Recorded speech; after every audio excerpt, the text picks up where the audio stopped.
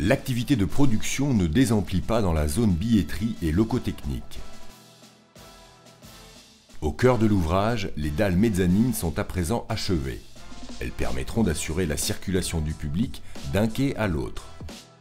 Vous découvrez à présent le dispositif permettant la mise en place des parements en pierre naturelle. Il s'agit de châssis métalliques apposés contre les panneaux des parois moulées. Ces parements en pierre dite de luzerna, roche métamorphique de type gneiss, issue de la région du Piémont dans le nord-ouest de l'Italie. La mise en place de ces dalles est confiée à des équipes de spécialistes afin d'assurer une fixation et un alignement irréprochables. Vous pouvez d'ores et déjà disposer d'un aperçu du rendu final de l'habillage de la station.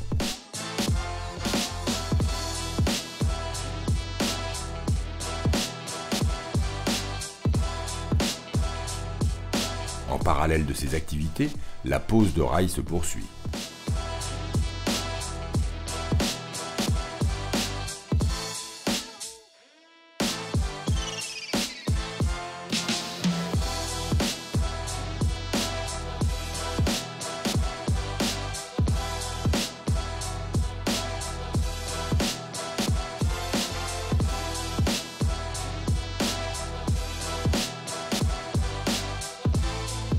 À l'issue de la phase de terrassement, qui a permis d'excaver entièrement l'intérieur de l'ouvrage compris entre les parois moulées, la réalisation du radier est en cours de préparation avec la mise en place du ferraillage pour commencer.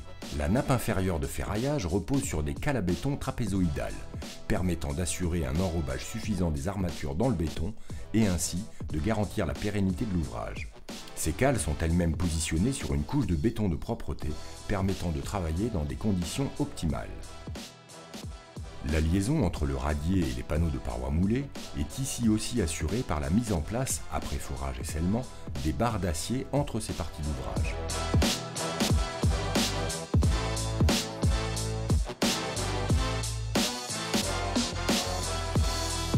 Produit depuis des centrales situées à la périphérie de Nice, puis livré à l'aide de camions toupies, le béton destiné à la réalisation des quais de la future station est mis en œuvre à l'aide d'un camion-pompe dans la partie inférieure de l'ouvrage. Les équipes d'ouvragistes procèdent ensuite aux finitions tout en vérifiant régulièrement l'altimétrie de la couche supérieure du béton coulé afin de respecter scrupuleusement les cotes. Quelques dizaines d'heures après la fin du coulage, garantissant la prise du béton, le plot est décoffré, permettant ainsi ce type de résultat. Le phasage des travaux s'oriente ensuite vers la préparation des étaiements et la mise en place des coffrages, destinés à la réalisation des dalles mezzanines.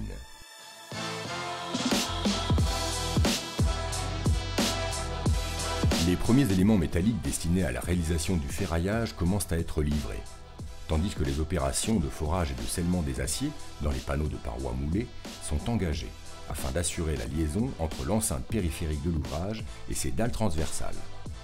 Après coulage et dès que le béton coulé aura atteint sa résistance mécanique nominale, les butons métalliques provisoires seront démontés et définitivement retirés.